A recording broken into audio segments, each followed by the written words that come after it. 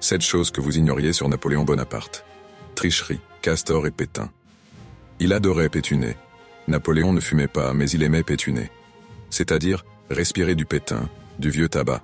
Rien qu'en 1808, l'empereur a consommé 42 kilos de tabac. Puis seulement 18 kilos en 1812, ayant visiblement fait des efforts de réduction de son usage.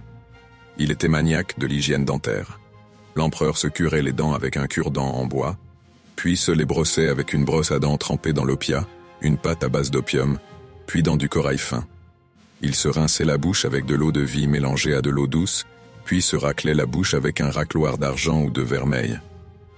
Et ne vivait pas sans eau de Cologne, Napoléon s'aspergeait d'une formule concoctée par le parfumeur italien Jean-Marie Farina, qu'il transportait dans un flacon plat et en longueur, glissé dans sa botte. Selon une facture retrouvée par les archives nationales, il s'en est aspergé pas moins de 72 bouteilles au cours du seul mois d'octobre 1808. Même lors de son exil à Sainte-Hélène, à la fin de sa vie, l'ex-empereur a déployé des trésors d'ingéniosité pour réunir du citron, de la bergamote et du néroli, et se faire fabriquer un ersatz de son eau de Cologne favorite. Il trichait presque toujours aux cartes, l'empereur n'était pas bon joueur. Il trichait presque toujours aux cartes et ne s'en cachait qu'à moitié. Un jour où l'un de ses adversaires s'en était agacé dans le bateau qui les emmenait vers la campagne d'Égypte, le chef militaire aurait répondu « Je ne triche pas, simplement je ne laisse jamais rien au hasard ».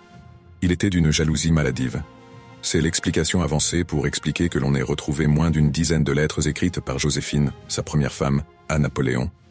L'empereur aurait brûlé les autres dans une terrible crise de jalousie. Bien plus tard, lors de son exil à Sainte-Hélène, en 1815, Napoléon devint très proche de Betsy Balcombe, une jeune fille résidant sur l'île, avec laquelle certains lui prêtèrent une idylle, en tenant pour preuve sa jalousie lorsqu'il la vit badiner avec des officiers anglais. Il portait toujours le même pantalon peu, concerné par ses habits. Napoléon mettait tous les jours les mêmes pantalons de casimir blanc, mais il en changeait tous les matins, et son personnel se chargeait de les blanchir.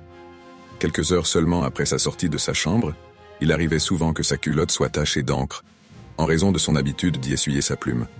Son chapeau était recouvert de feutre de castor. C'est ce que l'on appelle le fameux chapeau castor français, fabriqué en feutre noir, à partir de fourrure de castor par un certain Poupart, fournisseur attitré des chapeaux de l'empereur.